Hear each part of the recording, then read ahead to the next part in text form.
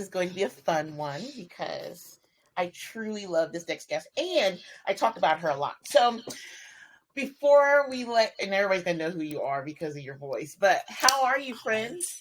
I'm well. I don't know why I always try to disguise my voice when you introduce me. Uh-oh, did we freeze? It's very distinctive. No, I hear you. Okay, You hear me? cool. Okay, yep. Sorry. Okay. It's okay. Yeah, because I think you tried.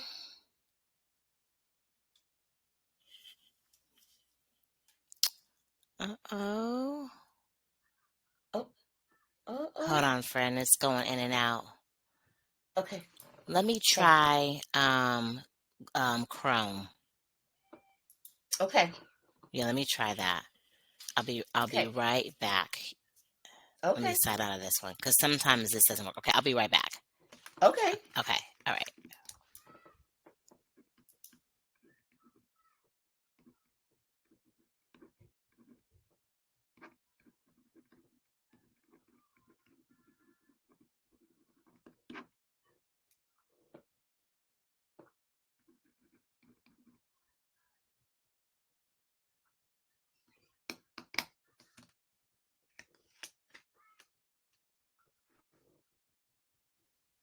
Much better.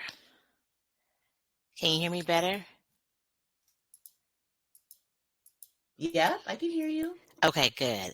It's lagging on my end. I'm just gonna close down some windows. Okay, I'll close some too. Because I'm like, maybe I have too much up. Girl, that's my life. Yeah. Mine too, girl. I gotta upload my taxes today. Oh, girl. Girl, I have a accountant. He does my business taxes now. And he is great, but he talks so damn much. And he's a Black man. Oh. And he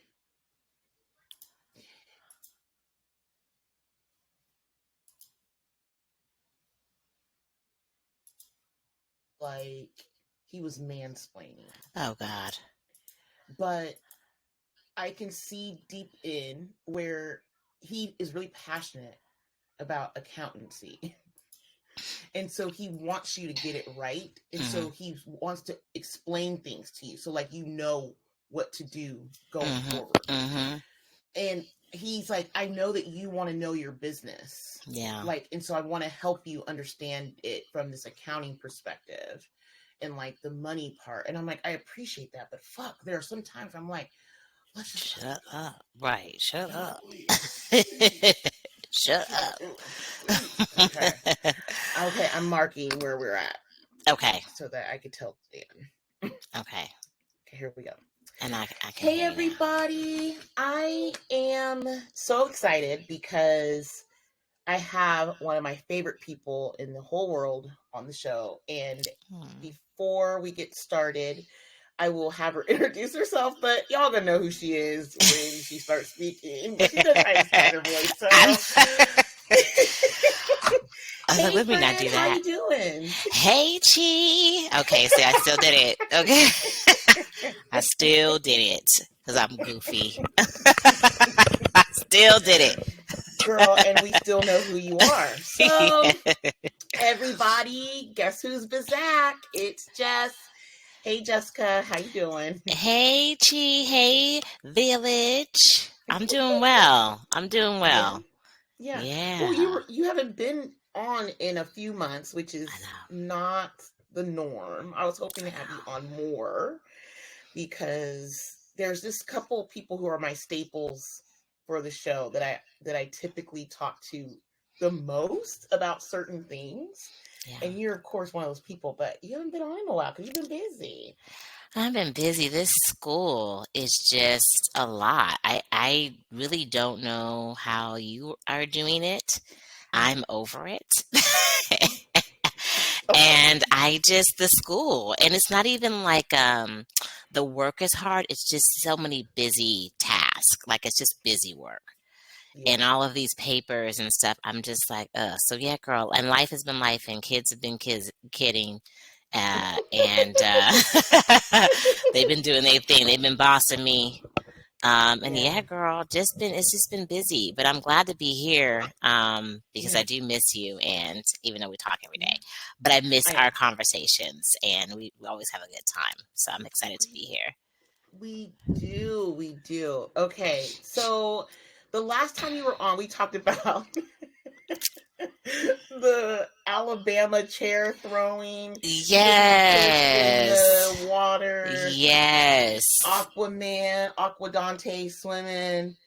Girl, the Negro Avengers happened. Damn, it's been that long. It's been that long. It's been that long. Dang. Hella shit has happened. Hella shit has happened. But one of the things I remember you talking about was that you're like, that man going to jail because he was just taking up chairs but he didn't get charged. He didn't get charged. Girl, the white people got charged, which is funny. They got charged. I think they got charged. They probably doing like 30 days or 3 days, but they definitely got charged for starting all of it. But that's interesting. He didn't get charged because I was like, he going to jail. Grandpa going to jail. That's what you said. He was, because he had it. He was like, this is enough. Yep. He just was swinging that chair. Yeah. I said, but he did not get charged. Look at the ancestors coming through. Girl, Willie Carl did not get charged. Of course his name is Willie Carl. Okay. Girl, I just made that up. Okay. That's what we're going to call him. That's very fitting for him. That's very fitting for him. Willie Carl, grandfather, worked as a bus driver for 72 years. He had it. Okay. He was retired. He had a Stacey Adams on. He wasn't fucking with y'all today. With linen shorts. Linen shorts. He was out there with his queen trying to listen to Maze and Frankie Beverly, okay? He wasn't trying to do all of this.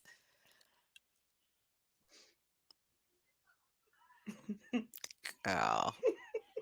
I'm glad they didn't charge him. I'm glad they didn't charge him. I really am.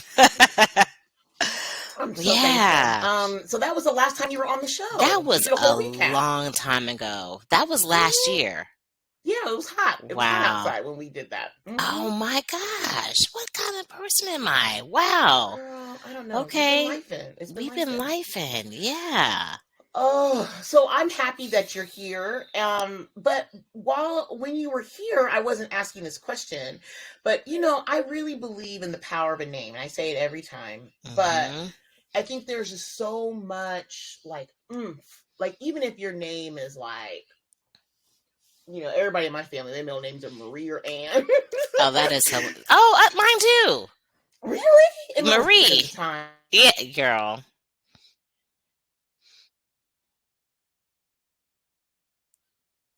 Grandmother, all of her mother, her grandmother, the great grandmother, their middle names were Lee. Oh, okay. Okay. So it was Minnie Lee, Alma Lee, Lois Lee, Juliet Lee. That is hilarious. Too many Lees, girl. And she stopped it too when she had her own children. She was like, no. Mm-mm. Yeah. But Natalia, one of her middle names is Lee. That's fun. Oh my gosh. I came back. Yeah. Nate was like, gonna put my grandma all up in this. So. Right. Yeah. Aww. Yeah. Well, tell me, what is the story behind your name? Do you know where it comes from? Do you know what inspired your mom? Yes, I definitely know what inspired my mom. So my name was going to be Simone. Right. Really? Yeah, right. Sexy, right? It's going to be Simone. That is a sexy name for some reason. And if the voice is deep too? Okay, I would have been. But what happened was the doctor that was delivering me, I think, said that her cat was named Simone, which white people, stop it. Was she white? Yeah. And so my mom was like, oh, hell no, I'm not naming my baby after no damn cat. So I think her friend said, what about Jessica? Girl, and Jessica was a popular 80s name. It was Jennifer and Jessica. And Samantha. Oh gosh, Samantha. What else? Maybe Jasmine a little bit too, but those were the names. Yes, Latoya. Yes, all of that. Mm-hmm. So that's why she named me Jessica. And then Naomi, I don't know where she got Naomi from, but I actually wanted Naomi to be my first name because Jessica, I was so mad in school. I would go to school and it'd be hella Jessicas. Jessica L, Jessica B, Jessica, and I'm just like, God damn it. And it didn't matter the race either. It was any race. It was Asian, white, black Jessicas. We were just there.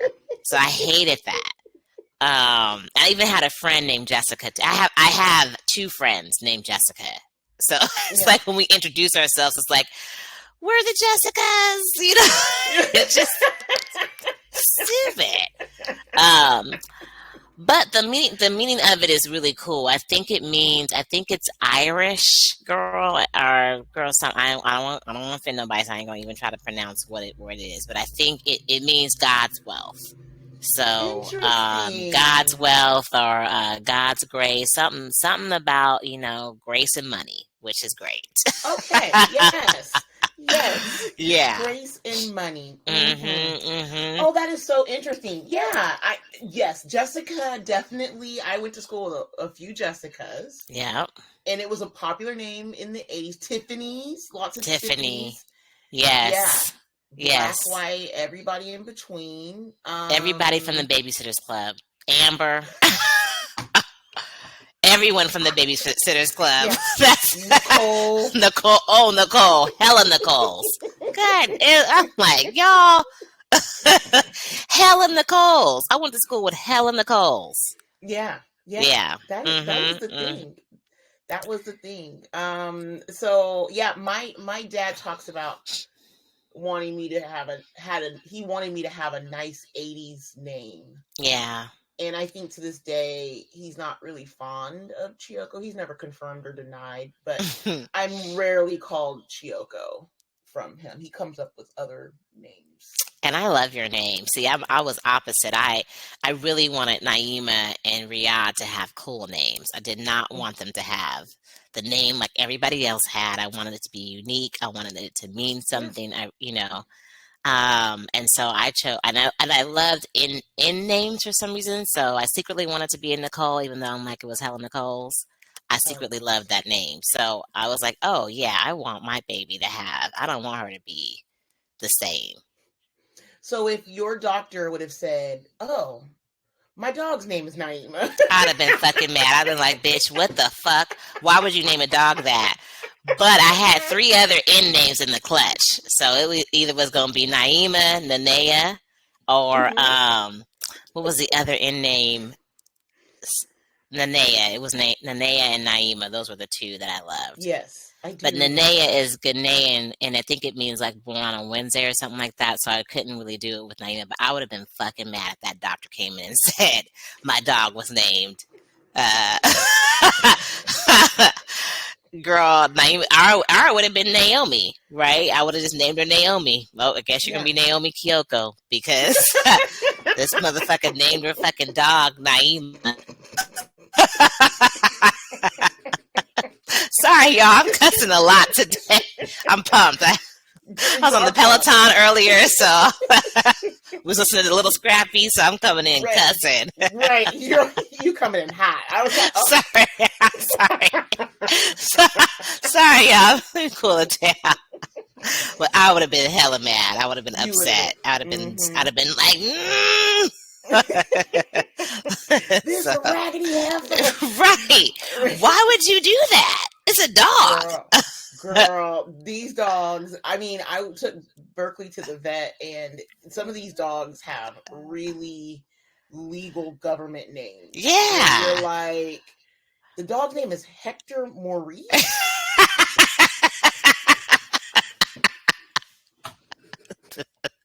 Hector, you like that? Girl.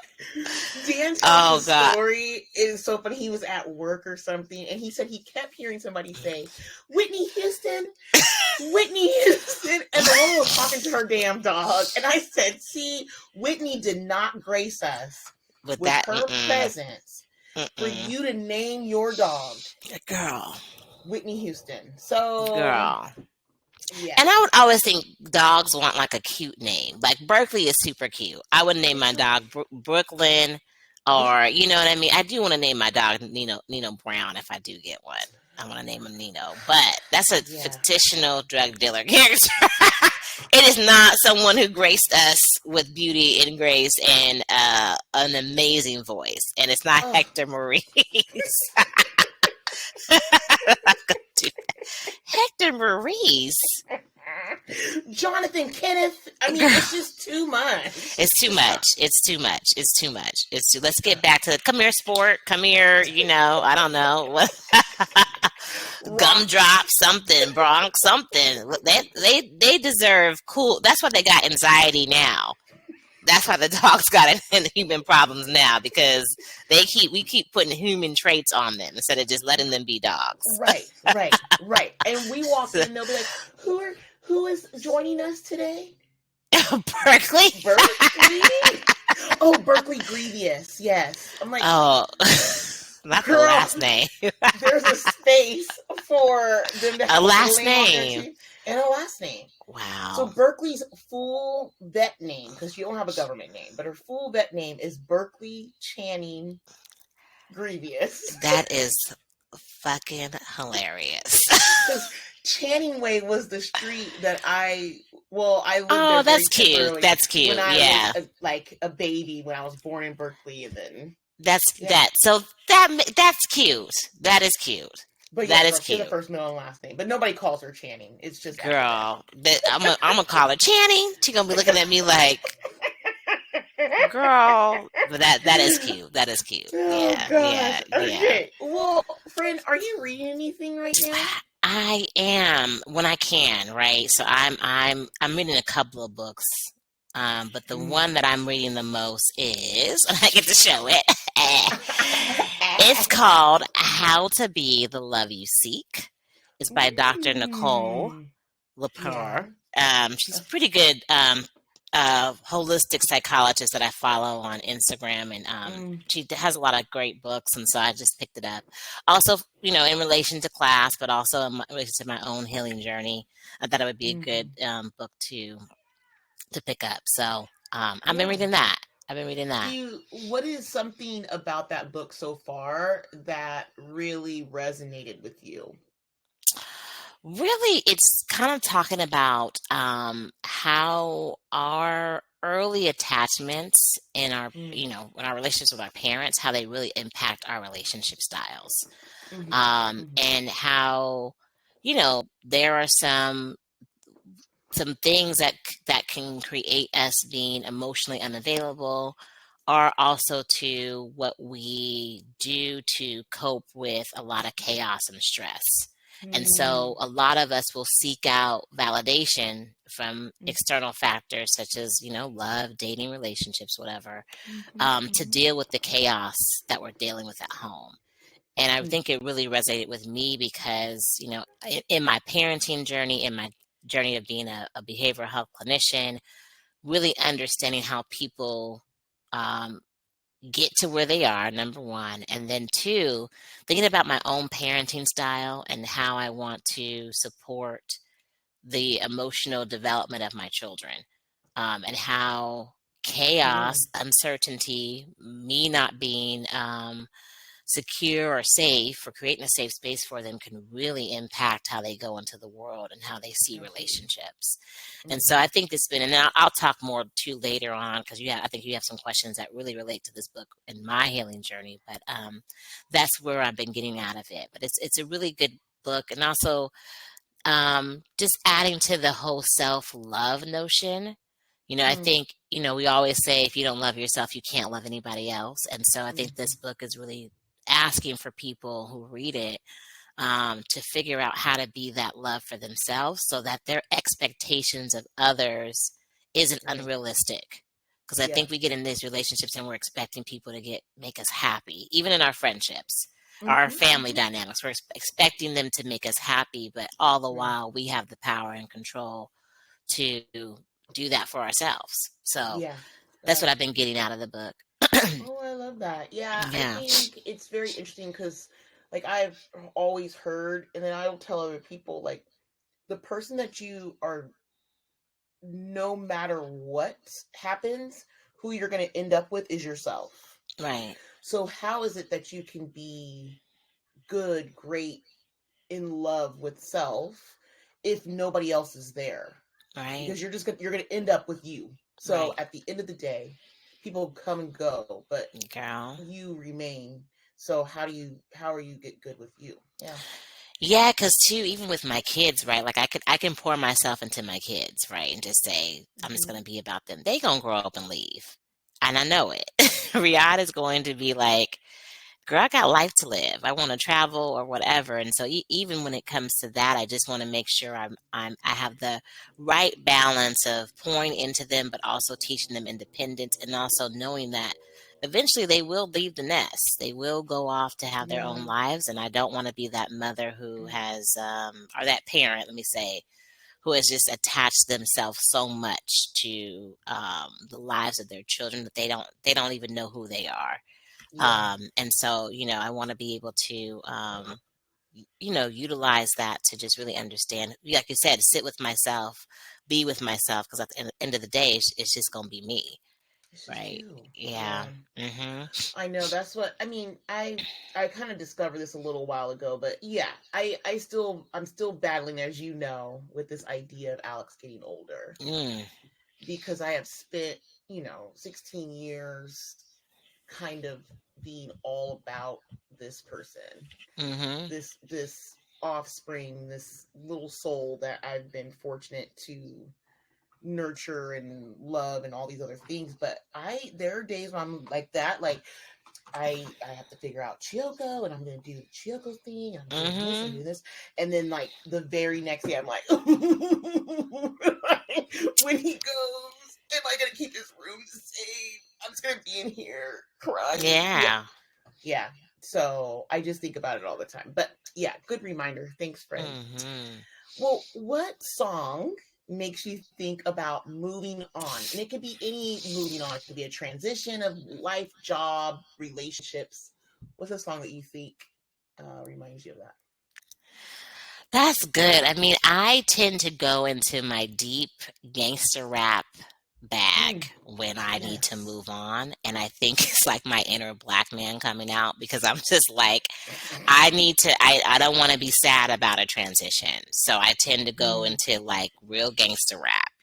mm, mm-hmm, mm-hmm. One of my songs, I think, is funny because some of my friends were like, "Oh, have you listened to Adele?"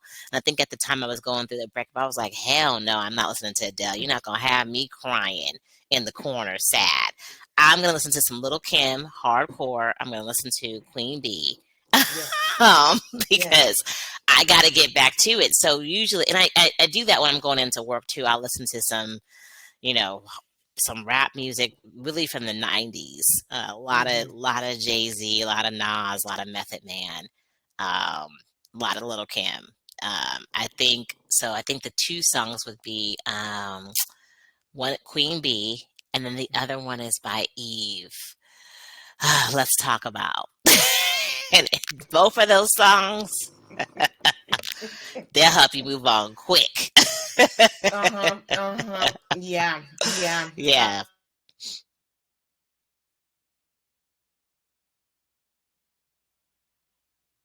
Go there. But lately, I have been every time I get in the car, we have Sirius XM, Mm-hmm. and it's always on Sirius Fly or Flow or one of those. And so it's like songs from the 90s, 2000s. But the song that always comes on, I kid you not, and Alex be like, oh God, here she go, is Sunshine Anderson's Heard It All Oh Before. yes, come home late. It seems you Seems really, you yeah. barely beat Mm-hmm. the sound. Yeah. Mm-hmm. And it's funny because I told Alex, I'm like, yeah, this was my song in 2001. I was like, that was the spring of my freshman year at Sac State. And he's Yes, like, that's great, Mom. But the song is it's a good song. I that is a really good wish that we song. would have heard more from her. Me But that is too. typically, yeah, my transition song. I love it. That was a good album too. She had this song called Dinner. We could do lunch or dinner sometime. I love that song too. She was a good Mm, singer. Then she had one more. Dang, what happened to her? But that's a I good don't song, girl. know. It's a I good think that's song. like the black woman "I'm Over You" anthem. Anything by her or Mary J. Blige, we getting over y'all. You know what I mean? Yeah. Save that shit, no neck. Okay. Save it. Girl, because I had definitely sung that Sunshine Anderson song to people before, girl. I think I was in high school when it came out. There wasn't nobody coming home late. But I was heard it out, you know you messed up. You gotta go now. Say what you want. Say what you want. But your lies ain't working now. I was like, girl, why are you singing all these adult songs? You're not even going through that. Girl, I was in college and wasn't going through that. I lived in the dorms. Ain't nobody coming in but my roommate. Girl, because you can have boys in the dorms at a certain point in time. They had to go out. So, girl, the AR when it came in and be like, or the RA, was it the RA residential? Yeah. Advisor. Yeah. Like, excuse me. Yeah, Jamal, you have to leave.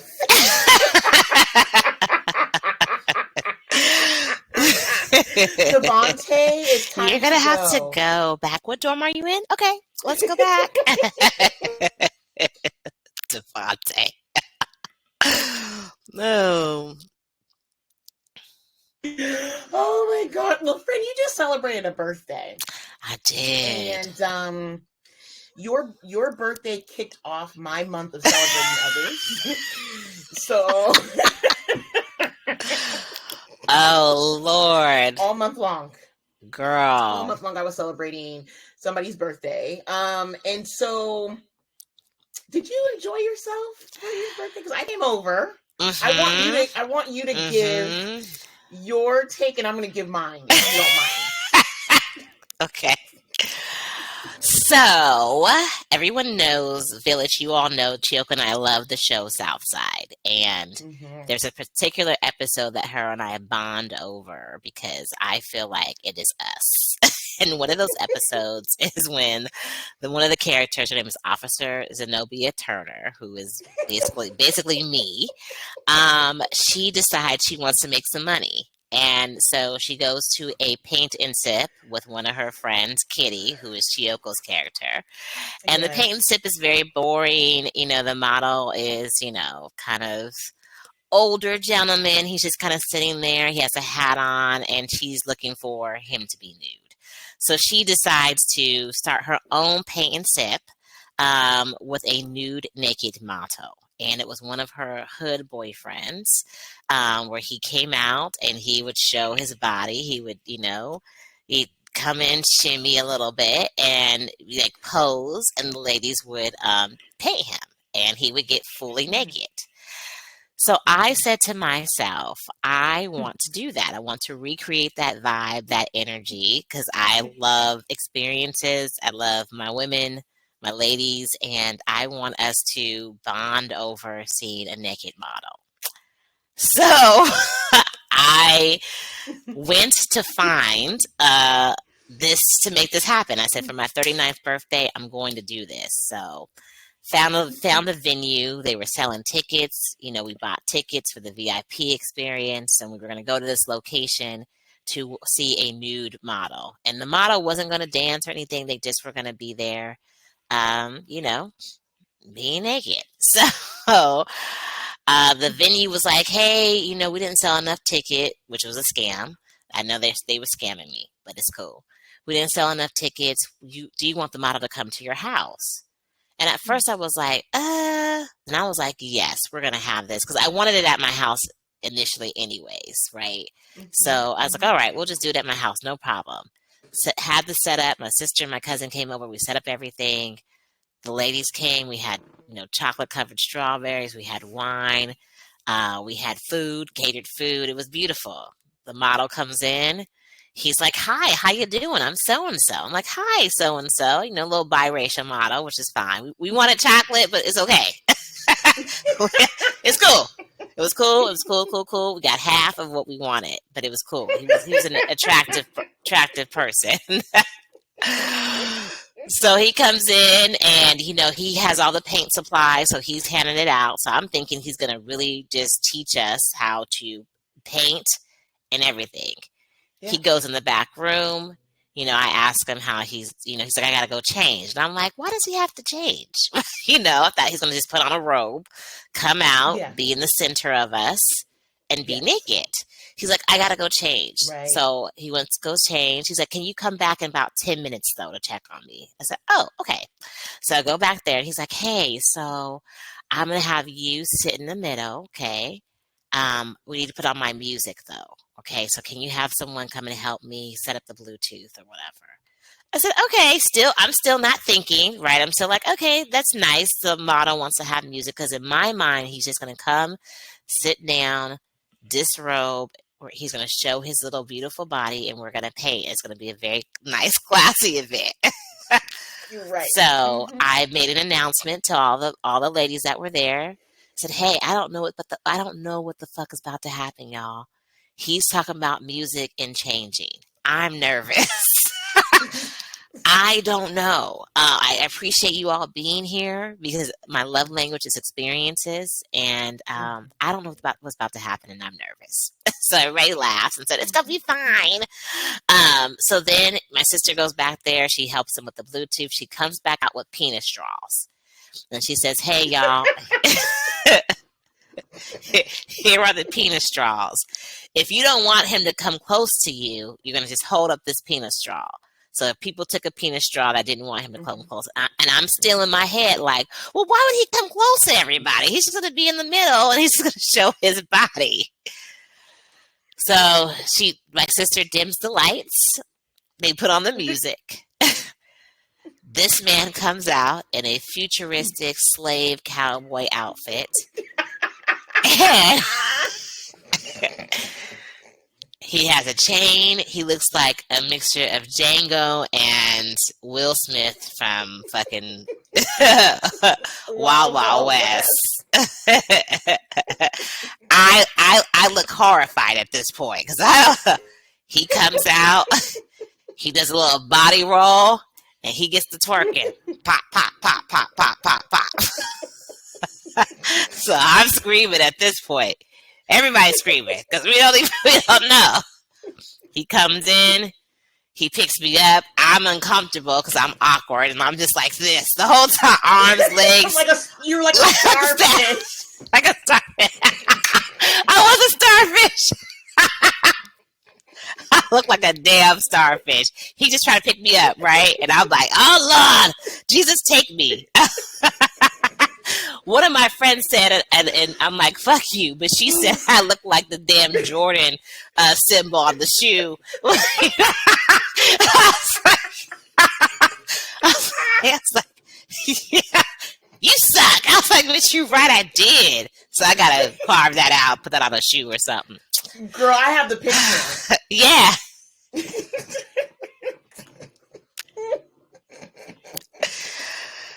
Oh my gosh. It was a full strip show, y'all. It was a full strip. She was a stripper. Mm-hmm. He was stripping. He was stripping. Yeah. We didn't know. I did not know. And oh girl. So I've been joking all week. Prior to your party, and I was telling Dan, like, I was making him real uncomfortable. I was like, oh yeah, Jessica's house, about to be up in there. I'm being like, to get everything, this, that, and other, all the hairs, and he's just like, oh, like, that's so disrespectful. I'm like, oh yeah, I'm about to go over there.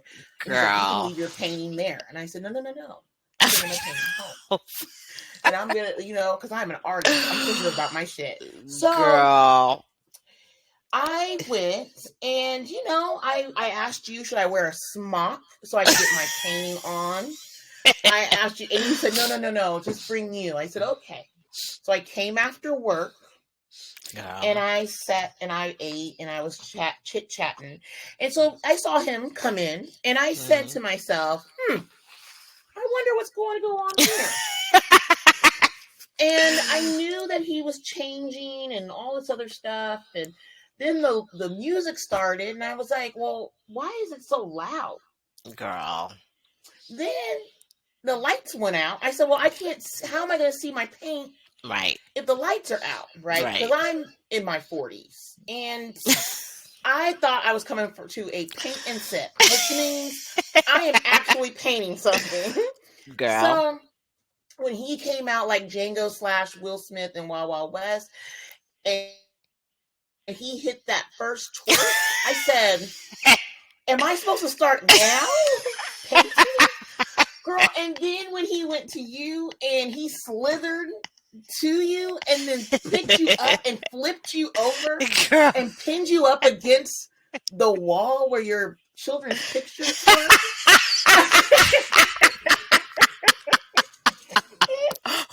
right next to Naima and Riyadh hugging each other. And you were, I said, whoa, he is strong. He is strong. Then I said, she is very little. And then you went into starfish. Then he set you back down and he did this flip forward. He flipped, girl. And then he back flipped. And I said, oh, get your penis from away from her head. So then I turned into Prude 101. I was like, oh, no, sir, no. Girl. It was too much. It was too much. And then he said to me and your other friend, he goes, I need your help. I said, I'm married.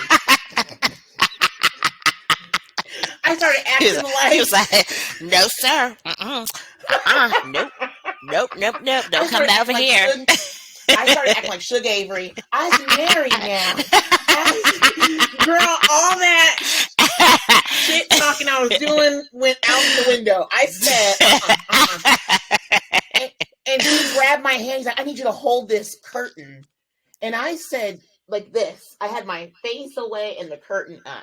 Girl, and I don't know you what and me he both. did, but he came out with ass out. Ass was out. Yep, he took his underwear off, girl. I was like this the whole time.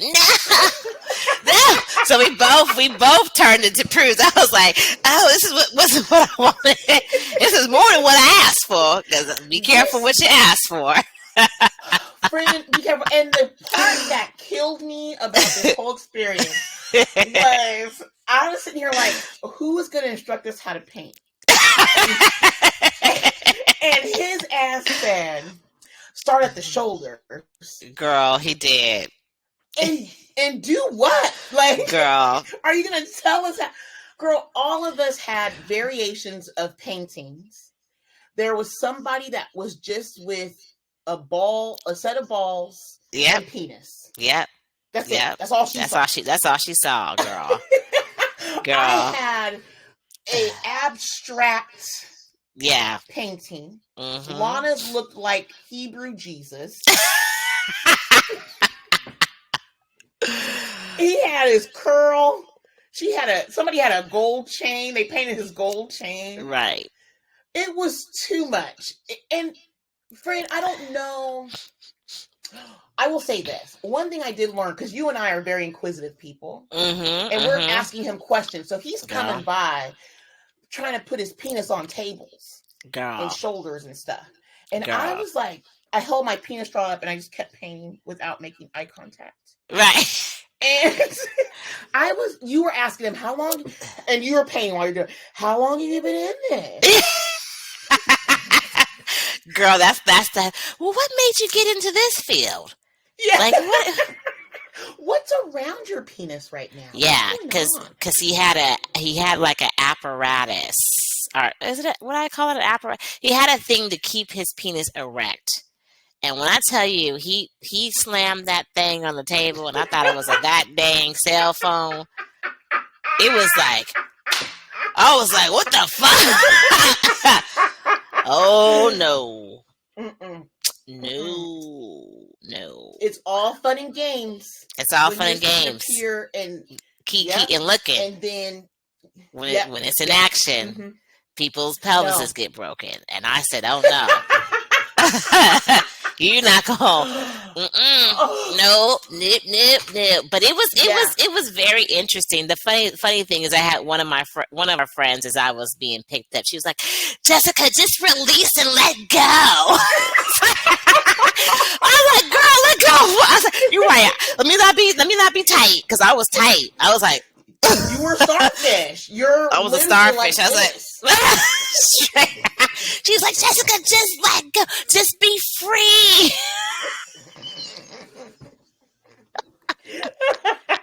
It was a good time. Oh, it was a good time. The pictures are so fun because you had on these fuzzy socks with your dress. Because I was literally sitting there thinking I was going to paint and just sit there. I did not think I was going to get a Magic Mike show. Okay. Girl, I don't know what kind of game this was. I said, girl, it was hilarious. You can tip him. And yes. I was like, "Oh, I don't have cash." He goes, "You can Zelle." I was like, he's like, "I got the Cash App." Okay. I got the Cash App. Oh, wow. So that was fun. Girl, that was really fun. I also realized my friends are very creative and artists. Like my sister, she had a beautiful picture. She actually saw the humanization in him. She had a flower for his head. She painted his body, but she put a flower. It was very sweet. And very good. I actually was like, you need to do this. Yeah, you all of you are artists. Like it is. I mean, like I said, only one person just drew the penis. Because I mean, and I get it. But everybody else had like a different version of him. Somebody had a butterfly. You know what I mean? Can't say no names, but somebody had a butterfly. And it just was really beautiful and also very much like, oh, this is what it means to be a little bit more mature around this, right? Like we're not trying to, we were laughing and having a good time, but we weren't trying to exploit him. You know, I had after y'all left, he stayed a little bit longer with a couple of us and we just talked to him about his experience. You know, he was like, Black women tip the best. Asian women just tip because I'm Black. They don't require me to do hella much. Black women do want a performance. And I was like, this is true. A choreographed. Yeah. I was like, that's just true. I mean, we still would have tipped you if you'd have just sat there and just, you know, got naked. Because that's what we thought was happening. So we weren't expecting that. We weren't expecting you twerking and body rolling and slithering on the floor. Like, it was really a lot. And then he was like, I'm about to pass out because of this thing. And I was like, please don't pass out. Because then how are we going to get it off of you? Somebody's going to have to take it off of you. Could you imagine if he would have passed out and all of us circled around him? Was like, okay, who's going to help this man? I was like, I can't, girl. I can't. Because I'm also a germaphobe. So I'd have been like, let me go get the first aid kit. Get the gloves. Somebody get it off. Cut off the rubber band. Girl, that would have been a mess. It's tied. Yeah. And it's cutting off his blood flow. That's what I learned about him. Because it's to keep you to not be aroused, I think. Right. So you want to be able to expose yourself, but you have to, yes. And it was so funny because you were hilarious because he's like, oh, I'm about to pass out. You go, you want some food? We got pasta, we got bread. And I said, you were like Gloria on Waiting to Exhale. We got the collard greens, yams, macaroni and cheese, baked ham, slices. I just made a little lunch. Yeah. Because I was nervous. I was like, he passed out. And then he did a good job. Let's feed him. Yeah. He took a to-go home plate. He did. He took a to-go home plate. He did. That's yeah. Nice. He was a very nice young man. He was a very nice young man. Yeah. But also just like, wow, how did you get into this? Yeah. How did you get into this? And I also wonder, like, for men who get in that field, like they get all this attention and how they receive that, right? But and I wonder about because it's sex work, right? Yes. And it's like the objectification of bodies, and I think about the objectification of Black bodies, sexual, right? Objectification, and I am not a person to like gyration in my face. That is the one thing. No, I don't do that. That's too much for me.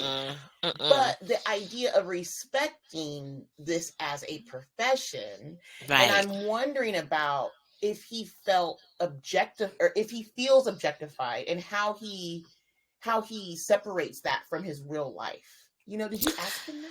I did. I said, have you been objectified and exploited? He's like, absolutely. He said, not with this group though. You guys are very nice. He's like, usually I'll get a good group, but there's other times where, yeah, he's like, I've been called a nigger. I've been, racialized from white women, right? Their husbands will come home and be trying to kill me, or they'll call me a nigger, or like, they can be very rude towards me, expecting me to just, do their command. Or he talked about being in a house that was super dirty and he had to tell the woman, like, I cannot do this.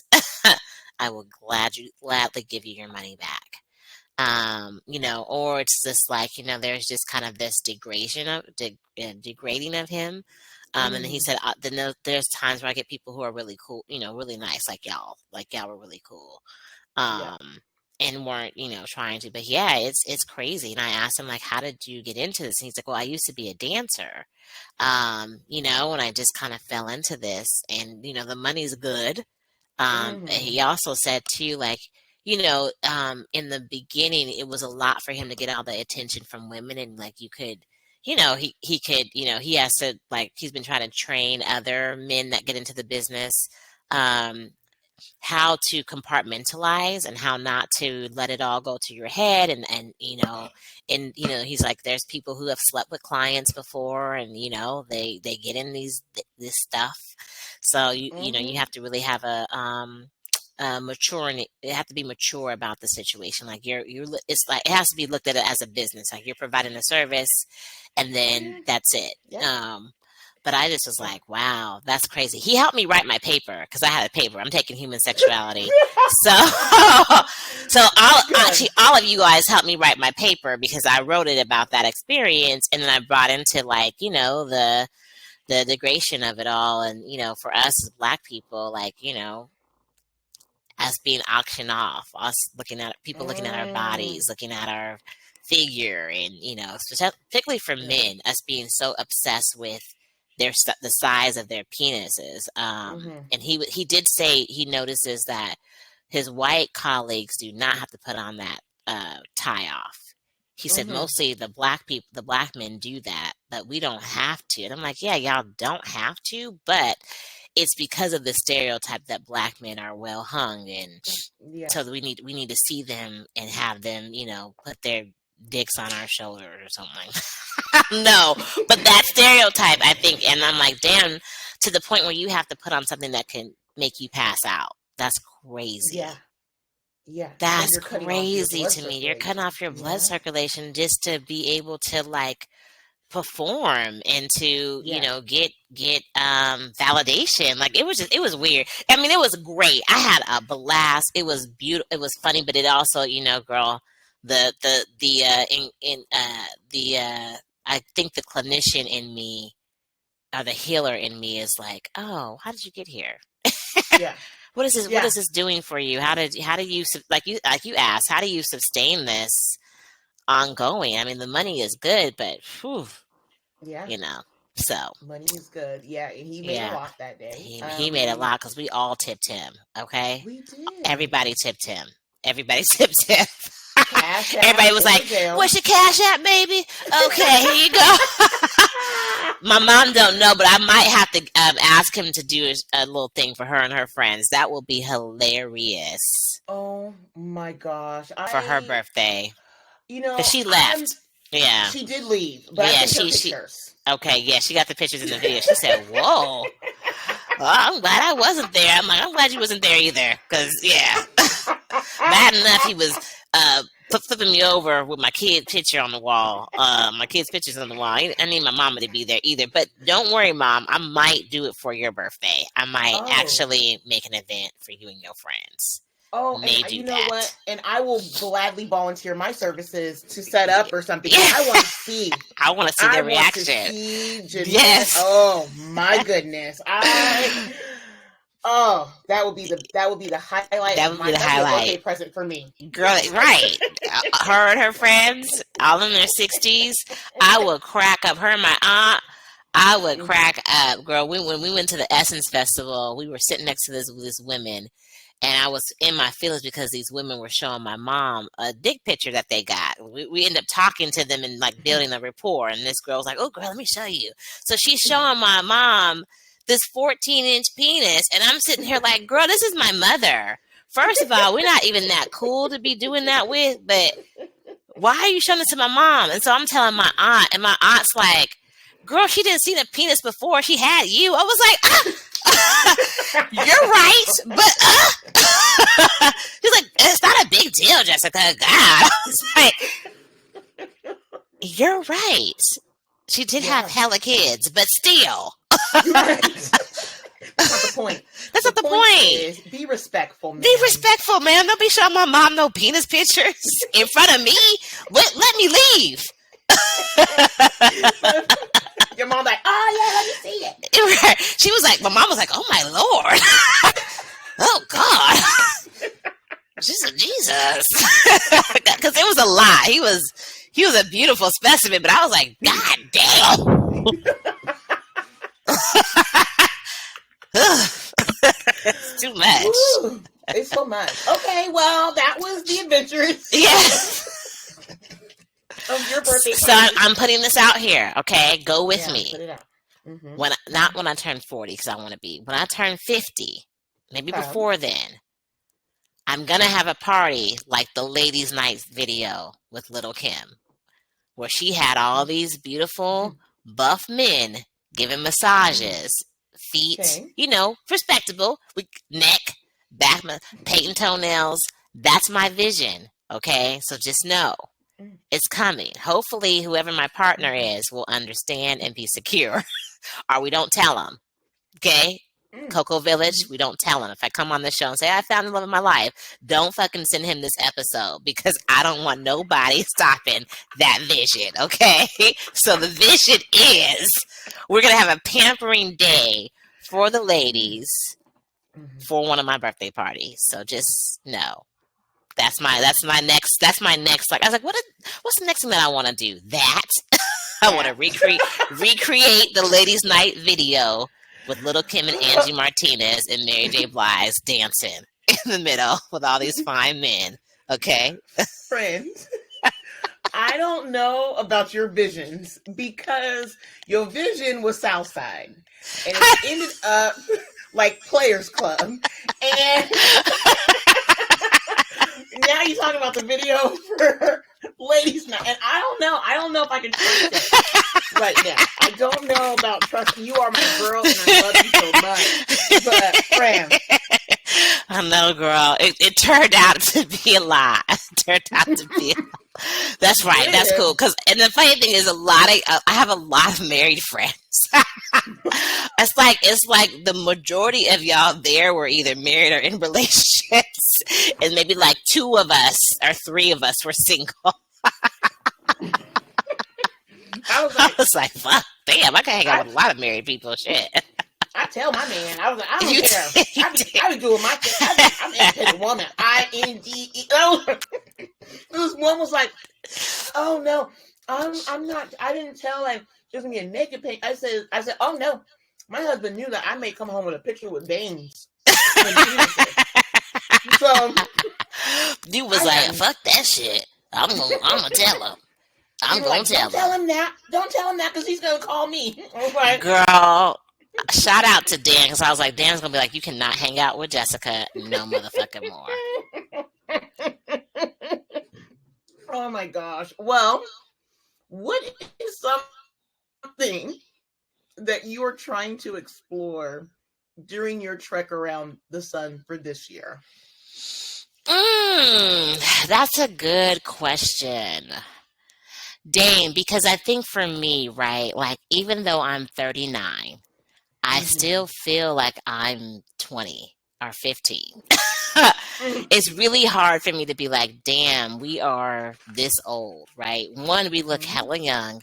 That myth about millennials and Gen Z's looking harder than us, that's true. That's fucking true. They look like they didn't been through some shit, and they haven't. though. That's the thing. I feel like we have been through a lot as millennials, just of what we've seen. Gen X and the millennials, we've seen so fucking much, but what God gave us was our youth. We still look like we're 12. So I appreciate that. So I am like, wow, this is a time where I'm trying to re-explore myself. I think healing those inner child wounds. Also really thinking about man. So I'm 39, about to be 40. With God's grace, I'll have 40, maybe 50 more years to live, right? I would really like to do things my way. I really like to do. What does your way mean? What is that? I mean, not based off of what society wants me to do, right? Okay. Or what my culture and pressure. Like, we talked about exploring differences in spirituality.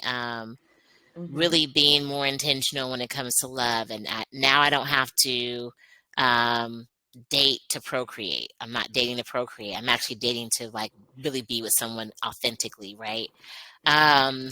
You get into the thing of like nobody's opinion matters anymore. You could really do whatever you want. You could do whatever you want. I'm not gonna say anything as your friend unless you start doing cocaine and crack, or you at the orgy parties in Atlanta. And even then, that's none of my business. Even then, that's not gonna be my business. And as long as you're taking care of things and you're not hurting nobody, I don't have nothing to say. But so I think in this chapter, it's like, wow, I can really create things the way that I want to create them. And be comfortable in, okay, things may not work out, so I may have to pivot. I may have to redirect. I may, I think when I was in my 20s and 30s, I had this plan. And we talked about this a couple of times. That's really out the window, right? I'm no longer thinking about, oh, I want to stay working in the government for 30 years. I'm no longer thinking about like, oh, I just want to own property in the US. Like I think it's like we're evolving, and I think in this trip around the sun, I'm embracing that evolution versus trying to like fight against it and be like, oh, I just need to stay in this path. Like my path is ever evolving and changing, and I want to do what aligns with me and what I need more than ever. Oh, I love that. I love that, friend. Because I think for so long, we model ourselves after what we've seen, or what is respectable, or what is standard. But just this idea of being able to explore the possibilities is what I love the most about life in my 40s, for sure. And you have some big transitions too, because you'll be having this chapter with an adult child, right? And so you'll have to, it's going to be, your relationship with Alex is going to be even different. Yeah. And I don't know how ready for that I am now. I think I'm taking it day by day. Yeah. And then, starting another career full time, and leaving something that I've known to be quote unquote consistent for, 12 years of my life. Yeah. I was 30 when I started working for the government. Just turned 30 and thinking, okay, I can set my watch to this, and Alex will grow up and he'll have medical insurance. I don't know. I don't know what the plan was. I just knew I needed, for me at that time, stability was very, very important. And it still is. Right. But I did not take this opportunity to say, you are more than this. Yeah. Life is more than this. What can life look like? And I'm so sad that I did not believe in myself in those ways then, where I was willing to quote unquote settle maybe a little bit for abusive work environments. Girl. But it's no time like the present. So Yeah. I was talking to a client one day, and we were talking about this idea of not knowing what to do in their early 20s. Yeah. And how, like, changing course, is that something that can be done? And Yeah. they asked me, did you always know you were going to be a therapist? And I was like, no. Mm-hmm. The career has changed several times. Several times because we Several was in times. public health together, and We we were. were like, we're gonna do this, and then I was like, now we're in behavioral health. Girl, We public health, yeah. are. Mm-hmm. Yeah, because I think there was a transition. We were seeing, and that's how the conference started, right? Is we Mm-hmm. were seeing these issues within the community that was bigger than what we were doing at our Right. government Right. jobs. Right. And it was like, well, how can we touch on this? And so that's how that started. And then when that started, it was like, oh my goodness, my place is somewhere else. Mm-hmm. So Mm-hmm. yeah. Yeah, and then as we were still doing the conference, this is the beauty thing about evolution. I think we realized too. I know you did, and it took me a little bit to get on board, but how much our mental health, how much trauma, because we can't get to those other things unless our mental health is taken care of, Oh yeah. and we're not going to prioritize any other health initiatives or any other health intervention unless the mental health. And I think for me, COVID was when I was like, oh Lord, we got a lot of stuff happening to us, and not enough clinicians that look like us, that understand the foundations of anti-Black culture, that can really just help us through these things. And so that really fueled my trajectory into behavioral health. Like, yeah, I can't be, we keep leaving this stuff in the hands of people who will never see us as human beings. And so we need to have more, Black therapists. But yeah, I love your point about, yeah, it's ever evolving. And I think it happened at the right time, right? Because in my 20s, I don't think I was mature enough to understand that life can be ever evolving and changing. I think I needed a little bit of a plan to kind of get me to where I'm at now, where I'm like, yeah, no. Yeah, no.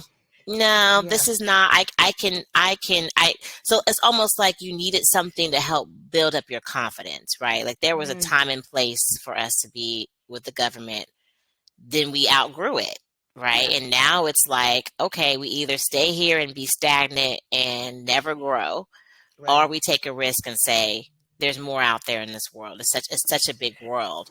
Your impact could be larger. So I think you did it I think you're doing it at the right, perfect time too. Well, friend, I appreciate your support, because there are days, right? Like I've called you or left you a voice memo in the middle of the day, like, girl, I don't know. Like I'm stressed out about this, but I really believe that I bet on other people all the time. It's time for me to bet and invest in myself. So absolutely, that's kind of where I'm at. And when I tell people the plan, they're like, "Oh, what? Why would you do that? Why would you do that?"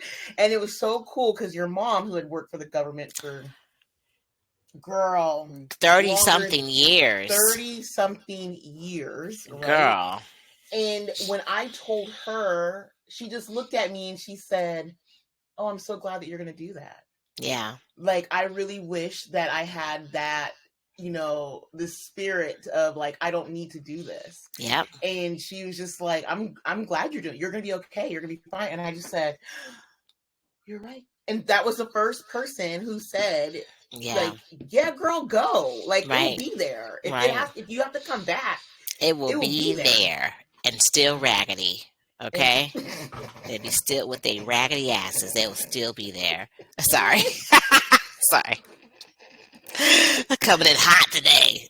Coming in hot, but it's true. But no, and I'm glad she said that to you, because for a while growing up, that's what she was saying. Like, get that government job, get settled. But now I think she's also realizing, when she went through her experiences of, I've given this place 30 something years, I've been passed over for promotion.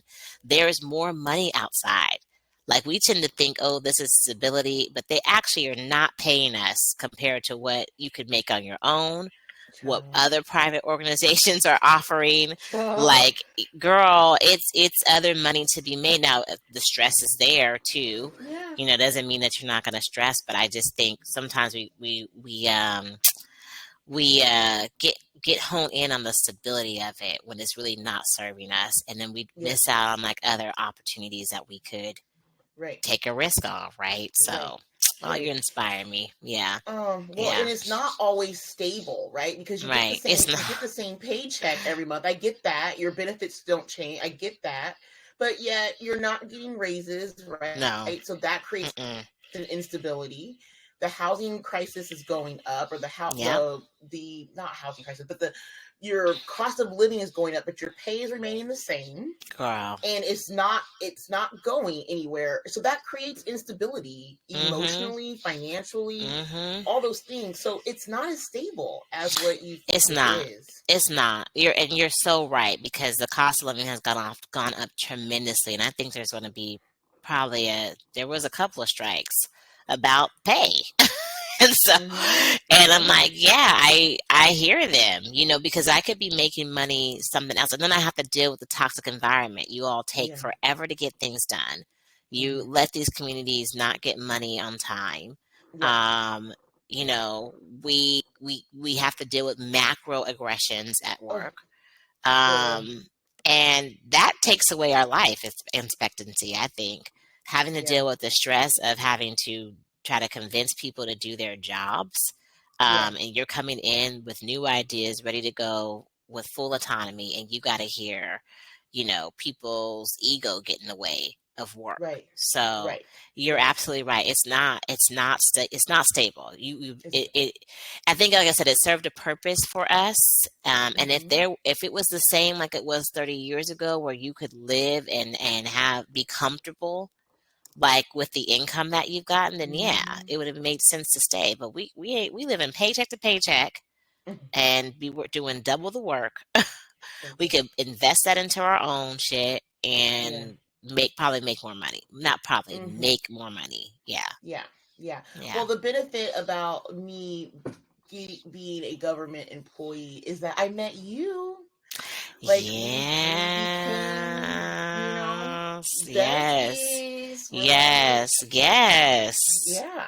So that's the benefit for me. Girl, and that's the thing that I think I miss with now being at a different agency, is that I miss that ability to have community. I Mm-hmm. think you, a couple other people, definitely you, were my saving grace, girl. We used to walk around that Capitol going off. People would be like, "Oh, you guys just be laughing and just having a great time." Yeah. And that helped us. That helped us. That really helped Yeah. us Yeah. deal with this. So we were able to, like, you free to go downstairs real quick? Okay, let's Mm-hmm. go to and process the bullshit. Yeah. Yeah. So yeah, it's a blessing, and I'm grateful to be in your life and see this next chapter, because it's going to be even better, girl. We're gonna have our minks on. We're Girl gonna be at the minks. conference talking about y'all don't know, back in our day, this is what we used to do. Girl, You know, minks on in August. Just girl, in swag. August with our diamonds, like, just like, look at these peasants, these workers. We're working for ourselves, saving the world. Let What me are you doing? right. And then I'm gonna wear high heel shoes that I know I do not know how to walk in, and walk Girl. like a damn horse. And just because I can wear them, I'm like, look Cause at you my wear, red I still have some red bottoms. I'm like, girl, take the shoes off. You know our knees can't handle this. Cause then I gotta go get some too. Girl, put those damn Birkenstocks back on. Girl, right. Girl, I'll be wearing the Rothy's, girl. That's them, like the Jordans for bougie black people. Are they good? They're nice. You can wash them and stuff. They're not like I like them. I like them. They're like flats, but they look cute, so they can still go with your dress and stuff like that. Girl, I wear them all Yeah. the fucking time. Yeah, but Are they're they like good for flat 150. feet? Oh, No, you should. Well, actually, I haven't had any problems with them. I'll say that I have not had any problems with okay. them. They're pretty good, but they are $150. I only have one pair, And that was because I got a discount for being a health worker. So when COVID happened, they're like, "Oh, we're gonna give health workers discounts." I said, "Yep, go and give me that." They only gave it to me one time though, girl. I sure did get my shoes, girl. But they're Oh, cute. They're nice to slip on, and like I said, they're not okay. heels. You might have to put an insole in them, but I like them, and you Girl, can I need wash an them. insult because I need support. Yeah, I do My too, feet need all the support. girl. Me too. My feet are hella flat, girl. Yeah, Hella flat. yeah. Mhm. Well, you mentioned something about intentionality and dating and all that stuff. So Yeah, I know we spent a lot of time in chats and girl. stuff talking about your new life in exploring Mhm. part of your life, some of your life, exploring Mhm. dating. Mhm. I want to know, how is this going? And if you're exploring online, are you out in the streets? What is going on with you as far as this dating life? It's been, you know what? I'm not gonna even say it's been interesting because I really just started, right? Yeah. I took a little bit of a break just to do, focus on me, and then talking to my therapist, she was like, "You need to go out and date. It's time. You've done the healing. I want you to date. I want you to date multiple people, and I want you to find out like what works for you." So I said, yes. So just recently, after that conversation, I decided to go online, get online. Ooh, okay. Ooh, yeah, I almost feel like I shouldn't be on there, but I have been practicing like being open, getting to know people. I do, I guess this is when you're out of the game for a little bit. Like I don't necessarily know sometimes the rules of engagement. So I'm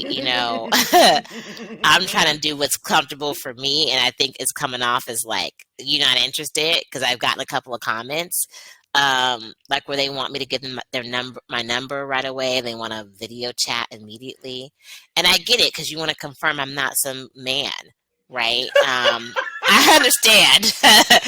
They want to confirm, but I also am like, I don't want you to be a psycho serial killer, so I need to take my time.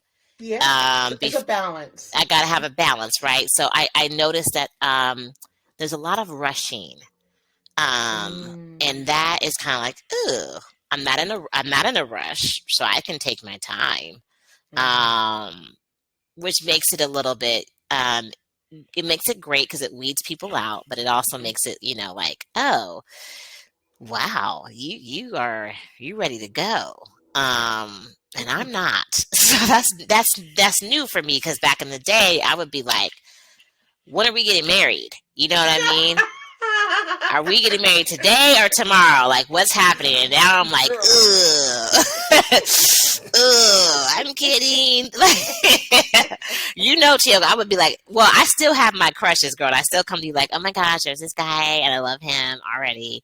But I I know. also am in the journey now of like, let me just take it slow, right? Mm-hmm. Because I think when you rush it, you kind of romanticize a person a little bit too soon, Yeah. or you need more information, right? Like I need more information about who this person is, and then once I can find out, I can make a better conclusion versus, like kind of falling in love with the idea. So it's been an Absolutely. interesting journey. I saw some women when they're entering singlehood, they're like, oh, the pickings are slim, and I think they are. Like I don't disagree with that, but I think it's also so early for me, right? Like I think it's like finding friends. It's hard to meet your tribe Mm-hmm. at sometimes. Sometimes you have to meet them early on in life and you grow together and you're fortunate to have that person in your life in all aspects. And sometimes you meet them and then you guys go apart because you're not on the same page anymore.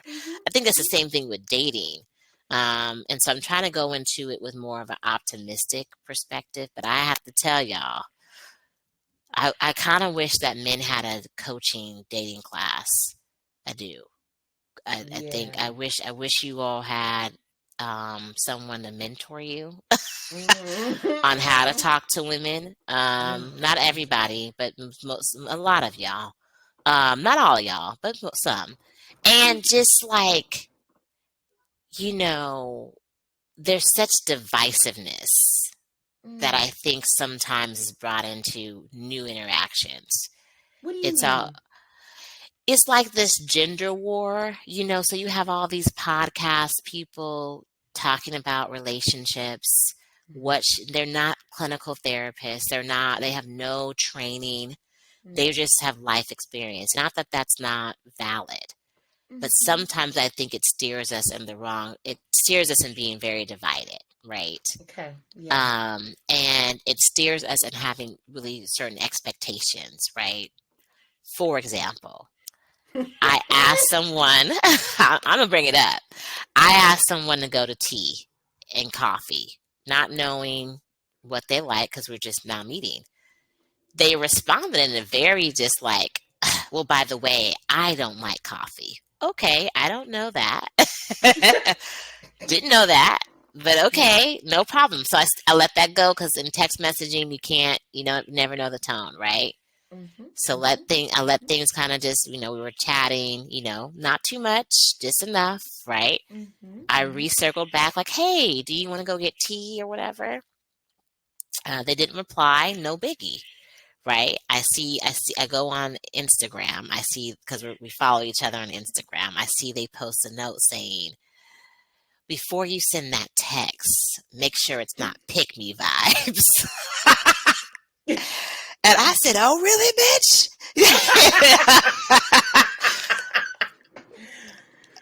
So, and I'm like, I didn't know asking someone for tea was pick me vibes. I thought pick me vibes, and again, this is me being out of the game. Yeah. Yeah. So I also have thought, okay, there's a new movement of women choosing who they want to hang out with. So a lot of women are shooting their shots, right? Because it Mm-hmm. gives us the autonomy. We don't have Yeah. to sit there and wait for guys to come approach us and, feel invalidated because we're not having all these men approach us. A lot of us, especially my age, are actually like saying, "Hey, you seem cool. Let's Mm-hmm. let's go have tea." I didn't ask to go to the Cheesecake Factory. I didn't ask to go. Oh wait, we can't go there no more. I'm sorry. I didn't ask to go to Morton's. I didn't ask to go. I didn't ask Ruth none of that Chris shit. Ruth Chris, Scott's. Scott's. I didn't ask. I asked. Let's just go to tea so we can feel each other out, feel the Yeah. vibes, like a Mm-hmm. pre-date, Yes. have a conversation, just, connect, Mm-hmm. before anything happens, right? And I'm also not expecting for you to be calling me every day because I got my babies and I separate that. Um, Mm-hmm. and I'm okay with a slow Yeah. build up, right? So Mm-hmm. Mm-hmm. when the person put that, I was like, I got upset. I was like, really, bitch? Mm-hmm. What direction was Because headed? also I was like, okay, if you did feel that way, one, that's kind of rude to put it on Instagram. This is where I think men need some coaching. I get that you're Mm-hmm. trying to get your feelings out, but no grown person in this age is posting on Instagram about any personal stuff, right? We typically Mm-hmm. either talk directly to that person, Right. right? Right. Say I'm not interested, say, hey, this is not a good time, whatever you need to say.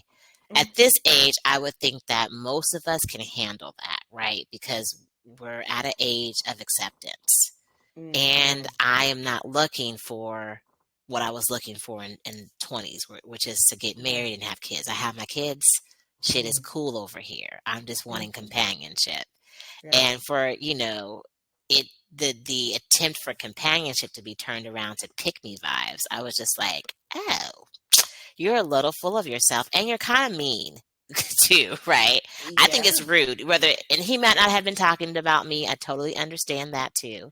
Could have been talking about another person that he's talking to. I still think it's rude. It's It's very not rude. it's not gentlemanlike because even if Mm-hmm. you have a woman who is really interested and really wants to be with you, I would expect at our age that you are able to sit down and have a conversation with this person and say, Mm-hmm. hey, this is what I need, this is what I don't need, and Mm-hmm. I'm not interested right now.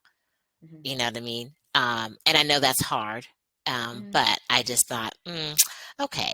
So that still doesn't deter my view of dating. I do think, there's a lot of great men out here, Mm-hmm. and I do think some coaching should be implemented Yeah. in dating. Yeah. Yeah. Well, I can imagine it's hard to have a sit down with somebody and say, hey, this is what's coming up for me, yada, yada, yada. Yeah. But also what that shows is there's a lack of emotional maturity. Right.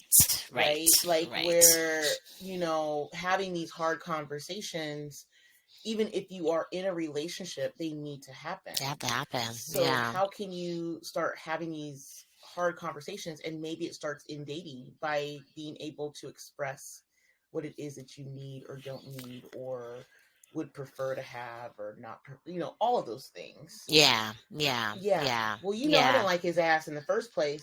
You didn't, because the tea stuff. The tea stuff, was too much. Like, okay, so if you go to coffee shop, and I've gone to several, they have options. You can have juice. Yeah. Sometimes freshly pressed juice. Yep. They have tea. Right. They have tea that you can put in your own little steep thing, whatever they're called. Mm-hmm. I don't know, so y'all don't send me emails talking about it just says. They have muffins. You can get some milk. Right. There's lots of things that you can do. So how the hell would I know that you don't like coffee? Right. And is it wrong that I like coffee?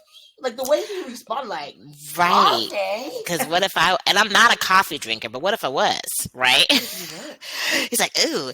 Because he also was like, oh, that's an American thing to drink coffee. And I was like, okay, this is a lot. I just asked you to go out and have a low-key interaction. Yeah.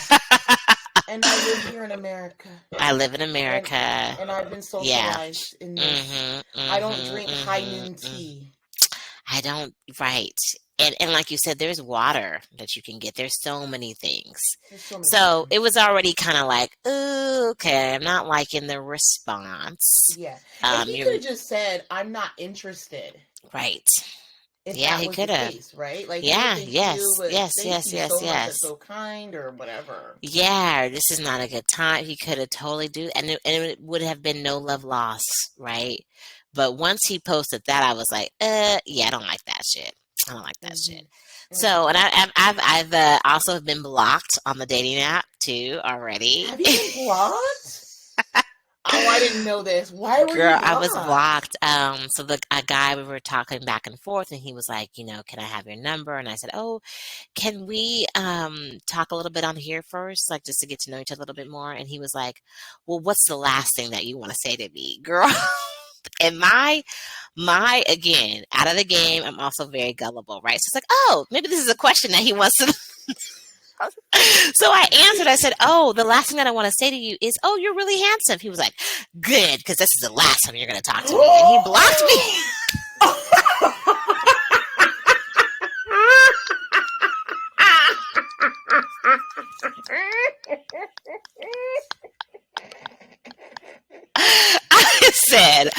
I said,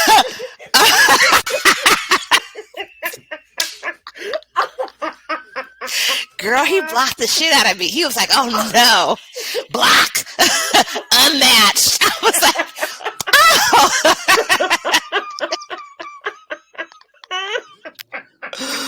oh. Girl. Oh. Jess. Girl. He blocked me, girl. He blocked me. And then there was this other guy. He was girl, I got some stories, and my ass, I'm still hopeful. I've only been on the app, let me just be clear with the listeners, 3 weeks. I've only been on 3. 3 weeks too much. I didn't been blocked. I didn't been. I was accused of having a man because I didn't want to. I wanted to video chat on the weekend because I have a wife. So I said, "Oh, can we schedule it? What is it? You got a guy?" I was like, "Why the fuck would I be on here and I know there's some women on there that be on there, but why the fuck would I be on here if I had a man? I would not be on here." So I was like, "Okay, never mind for you." Another guy, he was actually really cute, and we had a dialogue, but he was like, I don't watch TV or listen to music. What does he do? I said, what the fuck? So, what are we going to talk about? Which we could talk about deep stuff. That's cool. But music is I love music. I will. That's If you don't watch TV, that's fine. But music? So then I was like, what are you reading? Oh, I read a lot of like dark psychology books. Bitch, get the fuck out of here. Not dark psychology. Why? And what is dark psychology? What the fuck is dark psychology? Is there dark psychology? I'm gonna ask my girl, what is dark psychology? Are you talking about like narcissism or a sociopath or Girl, you know I'm looking it up right now. What? Dark psychology.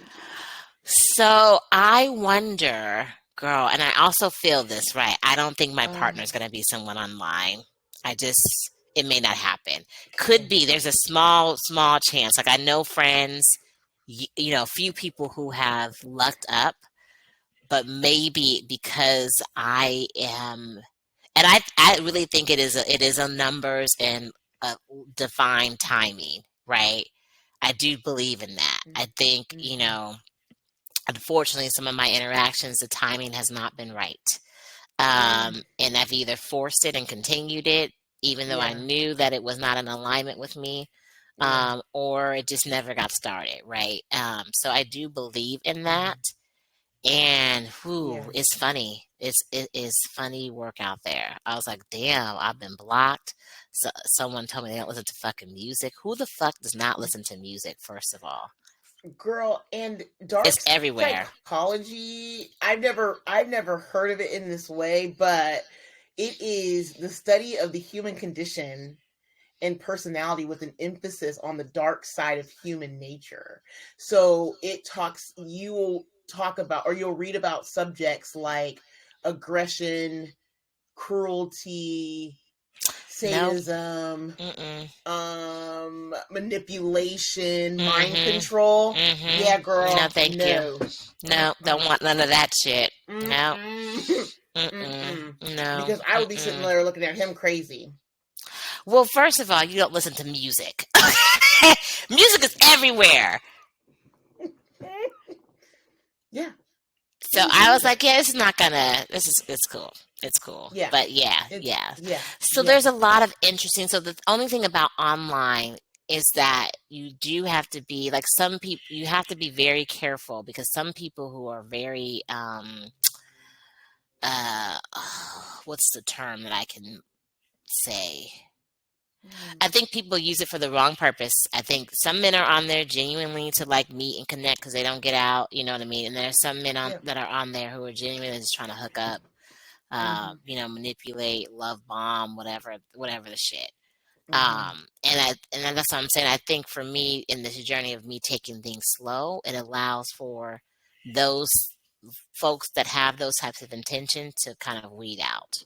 Yeah. Right. But I honestly think it's probably gonna be someone I either have had a connection with already or I meet them out in public or at work. I don't know, girl. Well, have you been meeting people in public?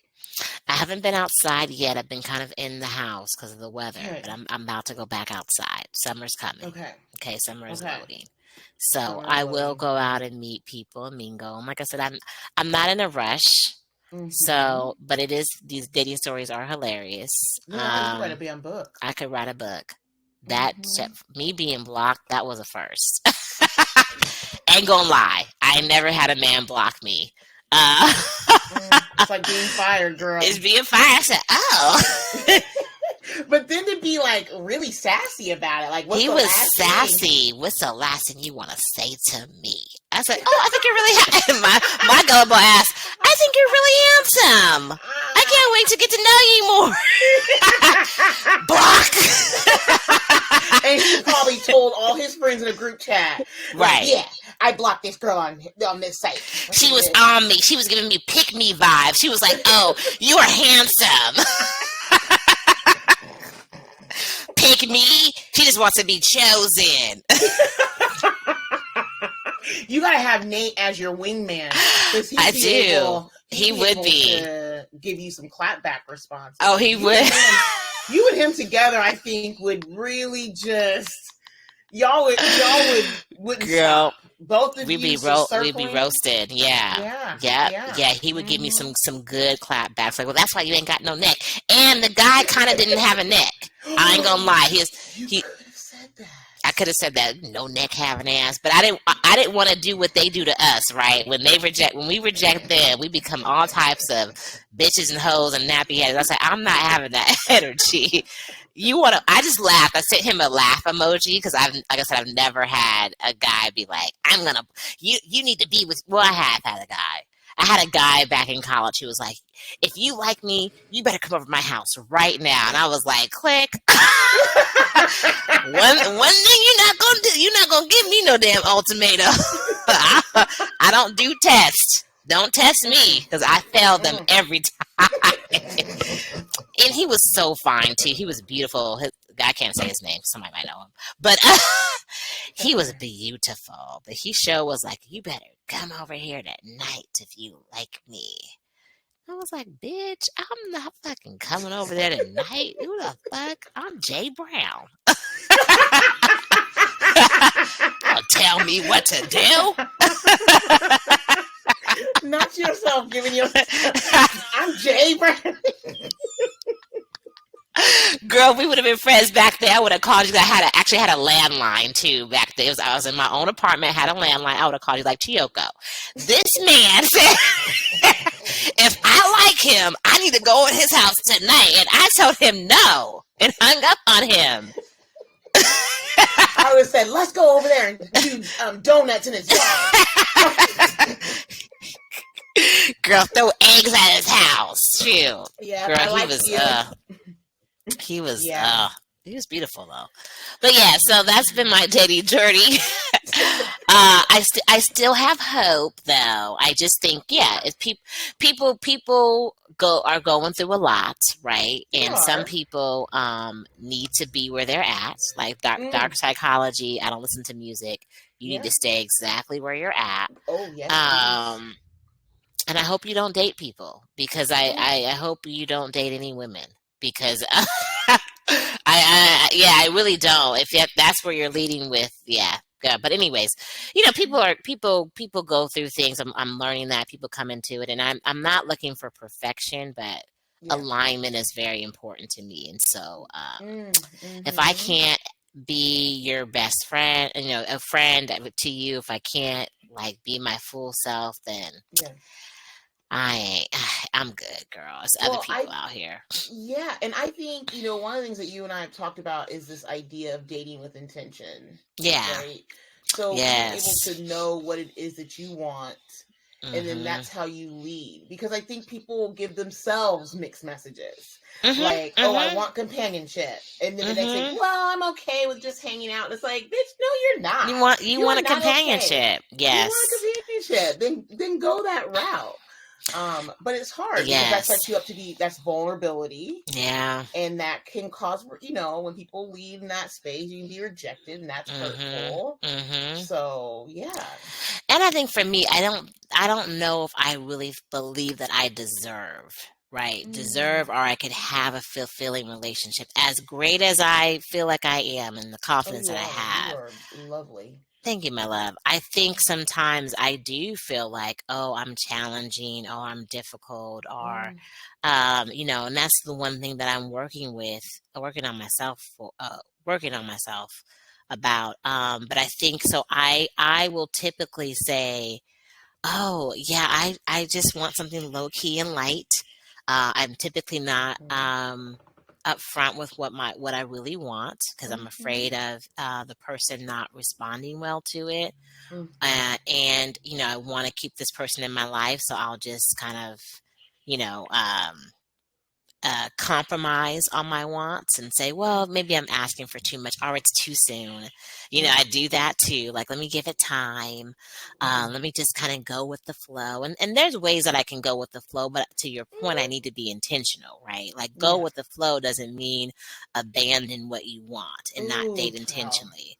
Go with the flow would mean, okay, have a slow burn, like see where this goes. But it doesn't mean now I just abandon everything that I want, right? Because I'm a human being. I have feelings. I grow attached to people. If I didn't, I'd be a fucking robot. Yeah. And it's not easy to have situations where there's a gray area and you don't Yeah. have a definition of where you both want and where you both are headed. And so I Yeah. think for me, I have to practice, right? Being, like you said, more intentional about what I want, being more upfront with what I want. Yeah. Not just saying, oh, well, this person is cool and I want to keep them. So let me just kind of neglect my needs. And I think that's where that book is helping me. It's Yeah. helping me realize that in some aspects of my life, I've been emotionally unavailable. And not emotionally unavailable in the sense of I don't want to be and nurture someone, Yeah. emotionally unavailable in the sense of I do not communicate my needs and my wants because I sometimes don't know if I'm going to get it. And that's what I'm having to undo and unpack. Yeah. Mm. I know, What a girl. word. You better go, deaconess. Girl, shoot. What a word. What a word. Yeah. I love this. Oh, friend, my neighbors are cutting up. I don't know if you can hear that. But it is so powerful, I think, when you start to learn this about self. Because once you start to learn yourself in these ways, your whole movement is just different. Yeah.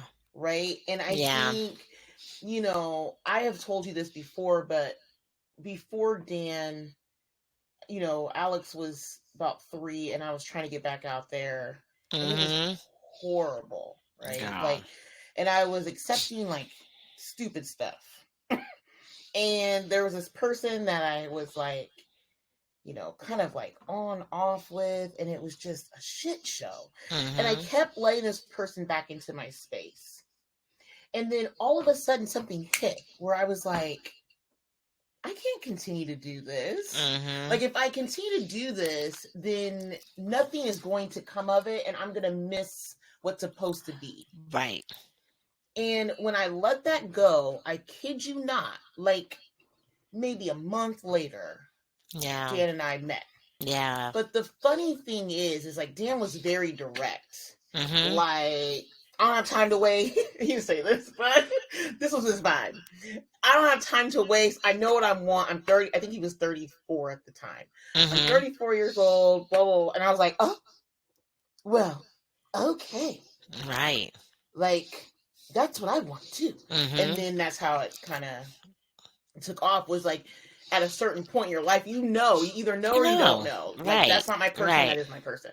Right. And that's what I'm like, for me, I think I've stayed in situations too long trying to prove to people that I'm their person when they knew, right? They either knew that I was or that I wasn't, right? And I think for me, it will be very new for me for someone to be with me, not for what I can do for them. It will be and I will have to unpack like how I show up in the relationship if finding someone who does not need me, who wants me, wants to be there for me, but does not need me. That is, I have seen me in some way even find ways for this person to need me because that's how I tied my value. Yeah. And I think that's where the book has really helped me unpack. That's where I showed up in my childhood. Being needed, being the strong one, being helping everybody with their emotions, being the good child, or the responsible one for the most part. Yeah. And so we carry that into our partnerships, and so oftentimes I don't want to say attract, I sustain relationships where the person may need me, and I don't want anyone but my 2 children to be needing me at this point. I would like to show up and just show up, and I don't have to do anything but be myself, right? Yeah. And that person be able to pour into me, like the healer needs a healer, right? Yeah. And vice versa. I mean, maybe there's not what I have to be open to is maybe my partner won't need me to take care of life for him, but he may need me in other aspects that may be different, right? It may not be maybe he needs some validation or, some peace, or an ear, but he's not going to need me to solve his problems. You know what I mean? And that's what I am striving for. Yeah. And someone to have fun with. Like, this life is a lot. If we can't Mm-hmm. laugh together and have a good time and also, get to business, like I said, how do you not fucking like music? Just be reading books about dark psychology About and dark, how to so you're manipulate somebody. right. That's kind of fucked up. That your It's mind is crazy. there. Yes. What do you do for fun? He may go to paint and sips. Girl, girl, and I realized the men's did not like the paint and sips. I didn't realize that. The nude paint and sips. Yeah. I'm like, art is I told you it's an expression. It's an expression. Yeah. It's an expression. Came home and put my paint on the mantle. Girl, because that was disrespectful, though. That was disrespectful. And I think you moved your baby's picture out of the way too to put it there. So no, I 100% agree with Dan. That's disrespectful. It needed to dry. And I'm glad he moved it. He's like, we'll put this in your office. Get this out of my living room. How dare you? And I was like, that was the optimal place for it to dry because the sunlight hits right there. And I said, let me get this paint to dry. You're going to have us being like silly and netty. And I'm going to have to be doing this to you because Dan's like, we're going to have to be like nothing but death. He's going to say, you cannot hang out with Jessica no motherfucking more. Especially now that she want to recreate a ladies' night video. Girl, he ain't never seen that damn video. Oh, great. Okay. He probably hasn't. Yeah, no. Okay, that's great. We'll keep it from him. Yeah. Let me say I want a mild version of the ladies' night video before. I mean, I think the video was pretty mild. It was. The way the universe has been opening up for me, okay? That was a full experience. I have never in my black ass life. Girl, never in my life. Stuff like that. Girl, the funny thing, it was not sexually arousing. I think it was just a funny thing for us to watch and see and like be in shock. Everybody was like, ooh, ah, oh my gosh, right? Yeah, the video. You hear me like, oh my goodness, what? How am I gonna paint? All of us, girl, this freaking millennials.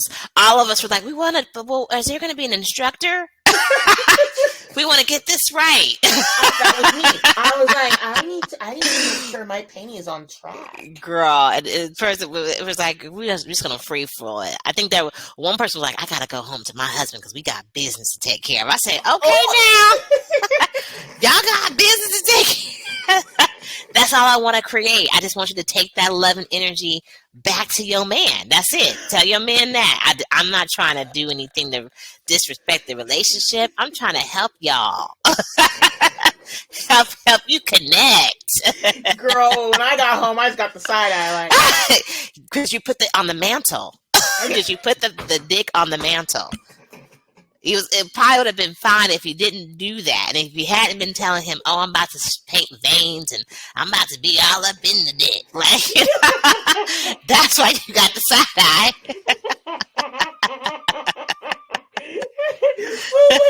And then me, I have, a pretty great relationship with my older brother. And I was on the way home from your house like, so, this is what happened. And did you know that male entertainers tape their penises up to respect it? And he was like, I didn't know that, didn't care to know it. But right. Thank you for sharing.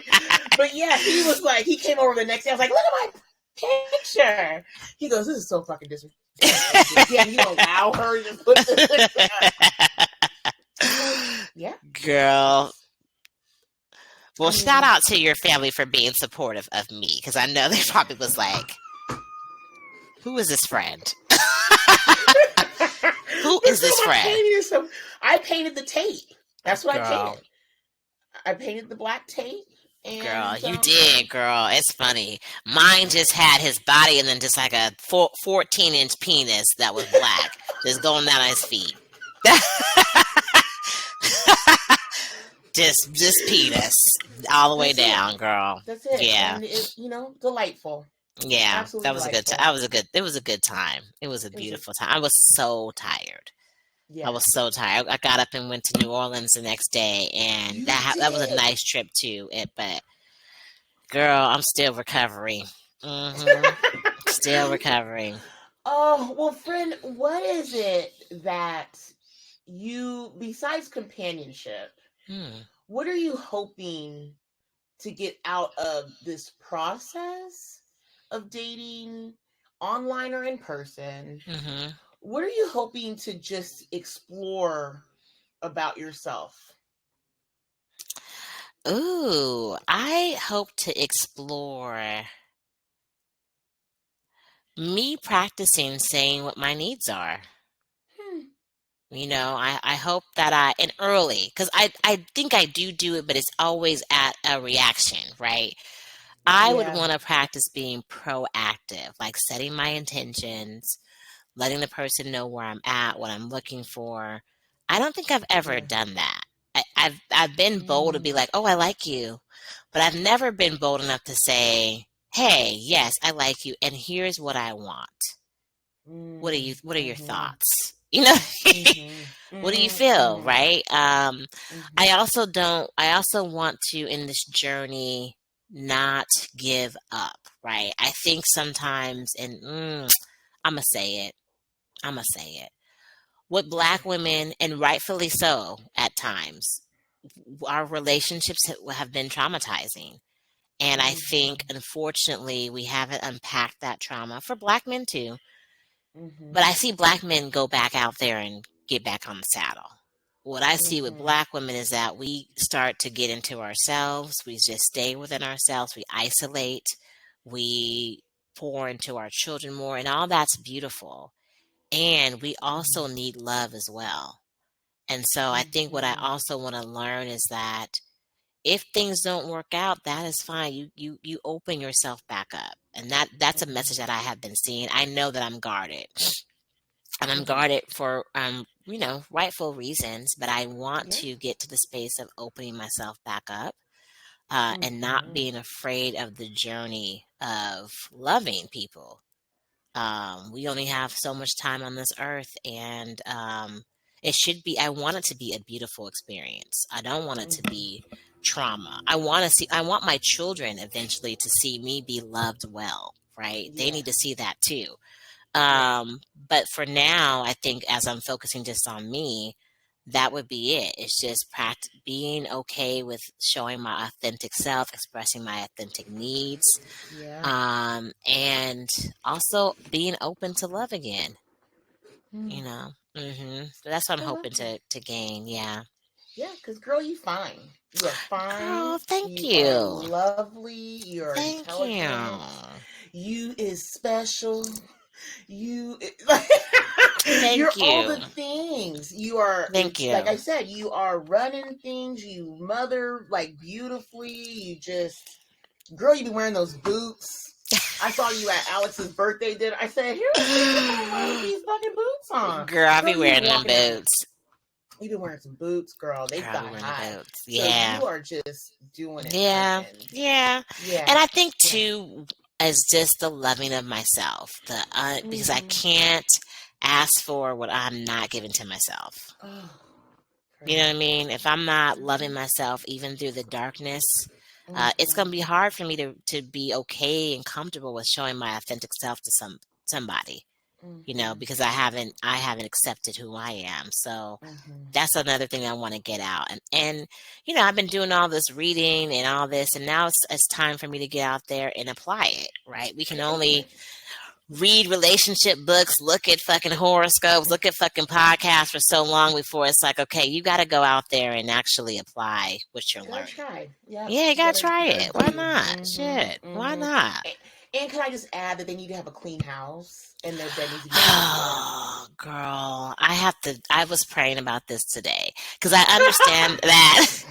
I understand that people are messy. I'm messy. It's kind of, look at this back. This is kid That's stuff kids. everywhere. That's kids. That's the Mm-hmm. kids though. But and I told myself, I said, I said this to Riyadh. I said, Riyadh, if anything, I want you to be. He's one.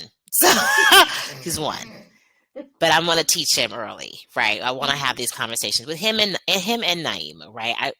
Y'all have to clean up after yourselves, not because you need to have it tight and just be perfect, just for your mental health.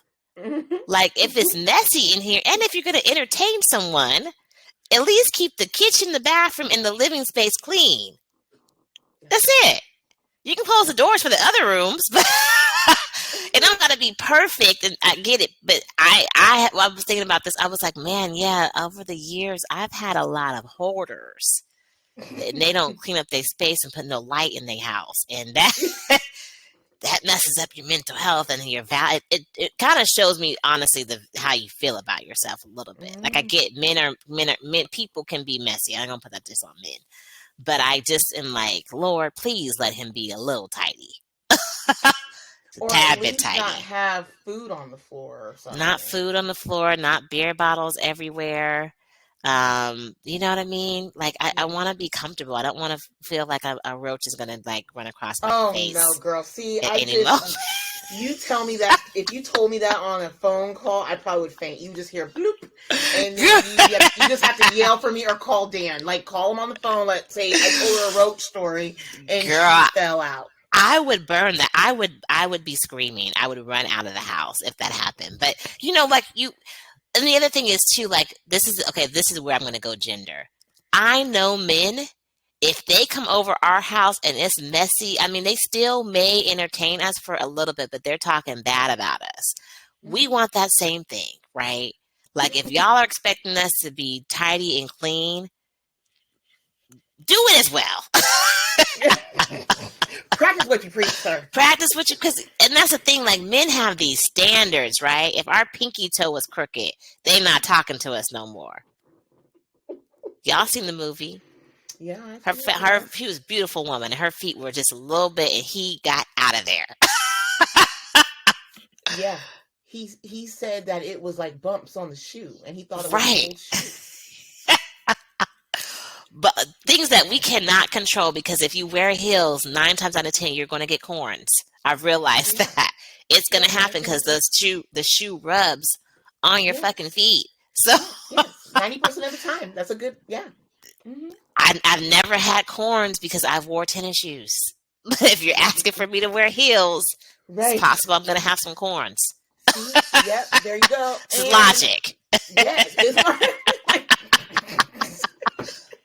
it's logic. Yes. Like, I wear sneakers with my dresses. And your feet are fine, right? They're beautiful. Yeah. Your ankles are intact. Your knees are together because you are being practical. Being practical. If you're trying to have me come out here and be sexy and wear all these heels, you're going to see a corn or two. I'm sorry. I wish Dan would say something about me wearing heels. Like, girl, you wear Tevas. Okay. If you don't move on. Girl, and then what am I wearing heels for?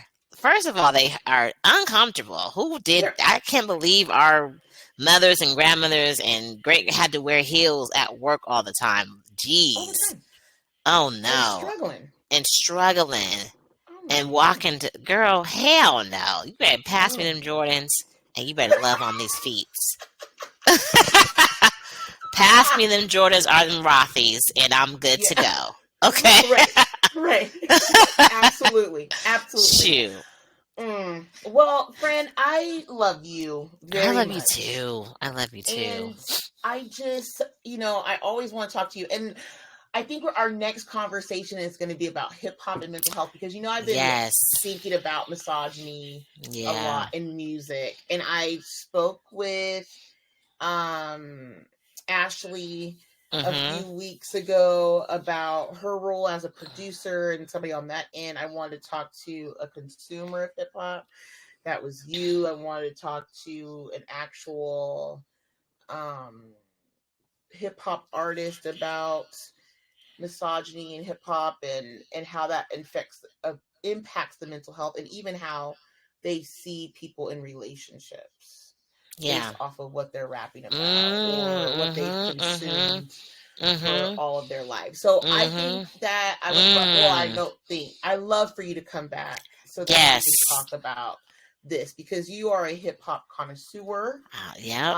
A consumer, and I'm wondering like what has come up for you even in these years of growth, and like when you re-listen to something, you know, that you sang or rapped at the top of your lungs, you're like, oh shit, I did, that's me now, turn it off, that's too much. Girl. Yeah, ask Alex, I will turn something smooth down, like, that voice is coming up, and then I'll turn it back up. Like, it's inappropriate. He's like, what? But girl, I think I told you I used to rap "Lottie Dottie" by Snoop Dogg in the 3rd grade. Girl, knew that rap word for word. Yeah. Mm-hmm. Wrote it out till I can memorize it. Oh yeah, that was See, that's deep. why I told you that you're intelligent, girl. And it started with Lottie Dottie because you getting everything right and be able to recite it, girl. You gonna get your man. Thank you for tying that in. But you know this girl know how to rap, Lottie Dottie. You better wife her tonight, okay? She gonna have you rapping. You better wife her tonight. She was in the 3rd grade, okay? Making sure the whole thing. Wrote it out, girl. Thought he was talking about frogs the whole time. Didn't know what the fuck Snoop Dogg was talking about. I was like, oh, he's talking about frogs or something? Because Lottie Dottie. Girl, don't know why I thought frogs, but that's because I was in fucking 3rd grade. That's what my problem was. Yeah. Yeah, being grown. Mm-hmm. Girl, being grown. Oh, thank you for being here. Yes, I can't wait. I would love to come back and talk to you about that. So yes, I'm ready to come back and talk about the rap game. Yeah. Okay. Well, I will, I was going to say, I'll be in touch. Girl, I'll be hang up. I'll be like, girl, so what you doing for the rest of the day? Girl. Yeah. Right. Hey. Yes. Well, thank you for stopping by. Of course. Thank you for having me. You're welcome. Love you. Love you too. Bye, village. Bye. Bye.